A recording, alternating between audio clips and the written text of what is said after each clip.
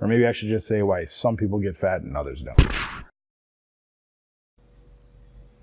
Hey, it's Ryan from the Carb Situation. Remember, I'm not a doctor, I'm not a nutritionist, I'm not a trainer. I'm just a human guinea pig who likes to read a lot and willing to experiment. If you go on the journey with me, maybe you'll learn what I learned.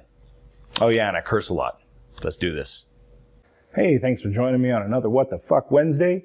Today we're going to talk about why you get fat and I don't, or why I get fat and you don't, or maybe I should just say why some people get fat and others don't. Before I talk about that, I need to remind you to check out this book, Why We Get Fat and What to Do About It by Gary Taubes.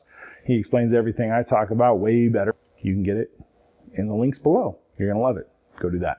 So why is it that some people are predetermined to get fat easily and some people are predisposed to stay lean? We all have that friend who can eat whatever they want. It seems like it doesn't matter and they always stay lean.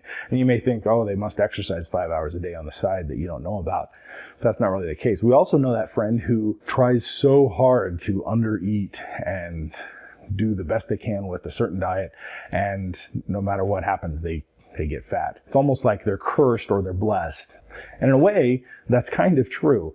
It's mainly based on your genetics, just kind of a luck of the draw thing. A lot of it has to do with how your mother's blood sugar was when you were in the womb. But there's a bunch of other things in the genetic code that, of course, I don't understand. The point I'm trying to make is that it is kind of luck of the draw. But what I do want to make very clear is that it's still addressable. So it's kind of that nature versus nurture thing. So if you're in that group that is predisposed to stay lean all the time, then lucky you. If you're in the group that is predisposed to get fat no matter what you try, then that's a bummer, but there is a way that you can address it. So to explain this whole thing, we need to talk about something called insulin resistance.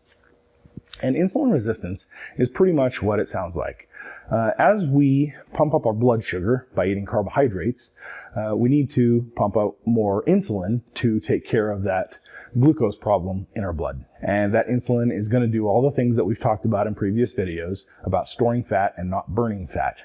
But as this happens, all of the cells, the muscle cells and the fat cells, slowly get more and more resistant to the effects of insulin. So in order to get the same job done, which is getting the glucose load out of the blood, we need the pancreas to pump out more and more insulin. We have to fill our body with more insulin to finally get the blood sugar down. But more insulin in our system means more fat storage and less fat burning, like we talked about. Okay, now, as we get older, our muscle cells will usually get insulin resistant before our fat cells. So what that means is that insulin gets pumped into the system and it tells these muscle cells, hey, start burning glucose and stop burning fat. But the muscles are getting resistant to this message, so we have to pump more and more insulin in. And finally, the muscles start to get the message because we've gotten enough insulin into our system.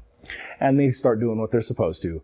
They start burning glucose, storing away glycogen, and they stop burning fat. All the while, we've been filling our system with insulin, and our fat cells have been getting the message from the same amount of insulin to store fat more and more and more. Our muscles are slowly getting hungry because they don't have any fat to burn because the fat cells are storing it away. And that makes you want to eat more carbohydrates, which raises your blood sugar, which pumps out more insulin, but the cells are insulin resistant, so you got to pump out even more insulin, and it's this vicious cycle.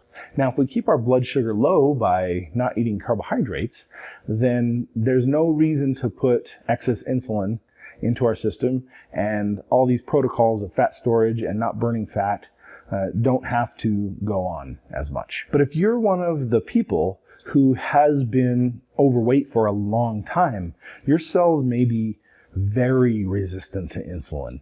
And if this gets too bad, you can get type 2 diabetes, where your pancreas literally can't pump enough insulin into the blood to get the blood sugar down, so you need help with even more insulin. But drawing back on our drug analogy, if you have a drug that you're taking and you've upped the dose many times and it's not working anymore, if you stop taking that drug for a long time, eventually your brain will start to react again. You can take that drug and it'll work again. Or let's use alcohol as an example.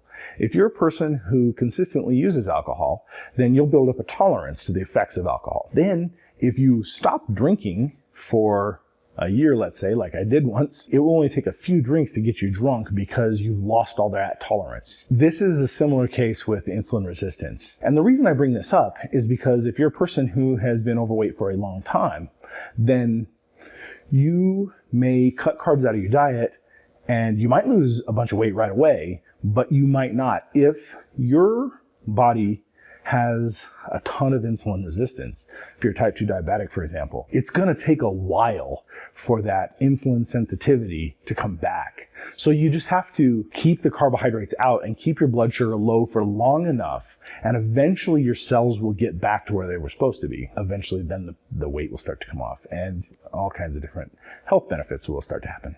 If a low-carb diet doesn't help you immediately, it's probably because you were too insulin resistant and you just need more time to get there. All right, so let's recap. There's a reason why some people get fat and others don't. It's predetermined mainly by genetics. The genetics will decide how insulin resistant you're going to be later in life. And the more you keep your blood sugar up, the more resistant to insulin your cells are going to become. And eventually, your cells get so resistant that you can close in on type 2 diabetes. So in order to try to battle insulin resistance, we need to keep our blood sugar low and get the carbohydrates out of our diet. All right, I hope that made sense. I hope I didn't confuse anyone, or if I did, I hope at least it was entertaining. Remember to please subscribe to my channel, hit that little bell icon so you get notified, and check out my website. And it'll give you all the data for my project and a bunch of other good stuff. Until I see you next time, thanks for watching. Cheers.